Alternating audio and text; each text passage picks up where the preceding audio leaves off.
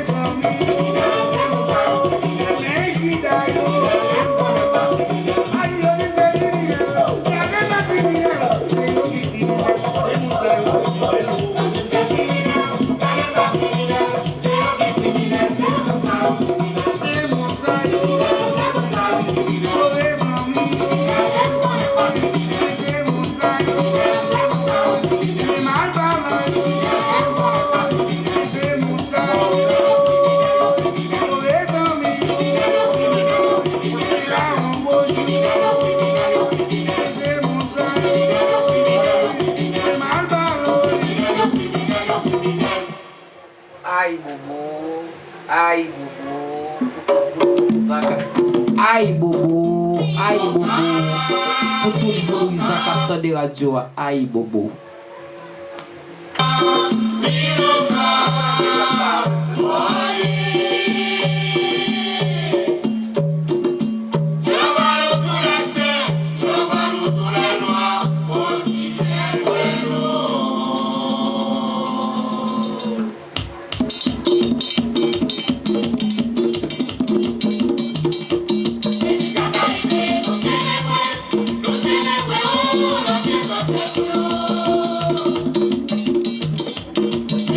Baby,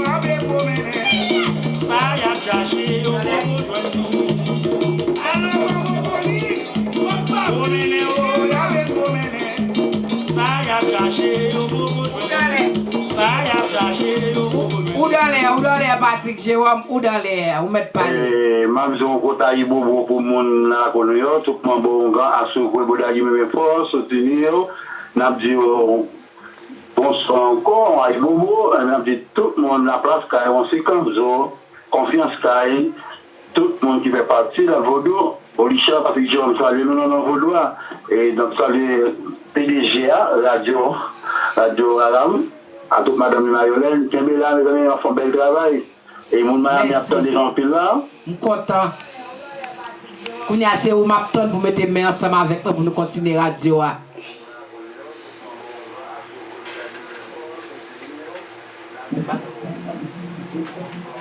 Et c'est ça que j'ai ajouté l'histoire d'hier. Et nous allons laisser faire bagaille là. Nous avons demandé tout le monde bon gars qui est dans New York. C'est pour être dans ce lacaillot, déjà essayer de mettre une sorte d'individu pour que je vaudou la caille, vaudou en bâtonnel, tout le monde qui est dans la New York. Aïe, et nous, parce que nous ne pouvons pas essayer de trop hasard, parce que les notes de hasard, il y a plein de monde qui va comprendre le vaudou. C'est vrai, c'est vrai. Mais nous avons demandé tout le monde pour support la radio Aram. Et bien, pile petit dans la New York, nous allons relever pour supporter la radio. Merci à vous, Patrick.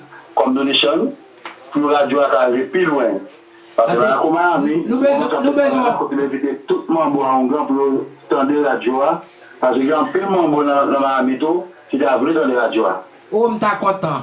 Yo welcome pour tendre la radio, pour les radios, pour les commentaires.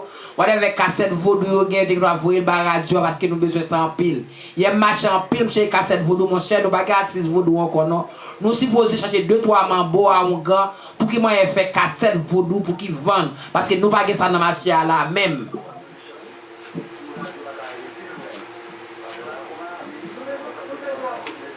Mais ma bête fait ça, il y a un pile dans vaudou qui me fait ma voyo ba ou et il y a le vaudou monde tout ma voyo ba ou. Parce que nous-mêmes, société sensible avec Tonel Miracle, nous sommes dans Miami pour nous faire ça, tout ça qui est belle. Tout ça, on a fait mieux que ça avait été fait dans Miami. Aïe, Bobo. Éduquer, montrer, ça, vous voulez apprendre dans le vôtre. Et nous sommes Joséphine, nous allons Yves Nelson dans la cour suisse, nous allons Gina, nous allons tous vos hommes de maillot qui sont dans la cour suisse, et tout le monde Canada, Tité, Belle-Liesse, et Petite Belle-Liesse, tout le monde qui sont cités dans la cour. Canada, Haïti, nous allons, nous pas que nous allons, nous pas que nous en pile. Aïe, Bobo. Tout le monde a voulu camper dans le système, ça, que il faut évoluer. C'est ça que nous avons toujours combattre. Avant, on a fait aller sur Patrick Jérôme, c'est moi ça. Je ne suis pas là pour me demander ce que le monde dit dans ce monde. Moi, je suis venu pour m'aider au monde. Je ne suis pas là pour faire ça, demander pour le faire. Et, demander ça, vous nous-mêmes, quelqu'un qui a cherché pour nous mettre dedans, ça nous mettre très bon. Parce que je regarde dans l'élection au niveau de la magistrature au Cavo, je me dis, Jean-Louis était campé avec un Cavo. Même pas, on Louis dans la commune campé avec au niveau de Marie, je supporté vraiment, je fait son raison pour moi. Je suis là, je ramasser ça, je suis dans l'élection pour aller pour défendre vos droits.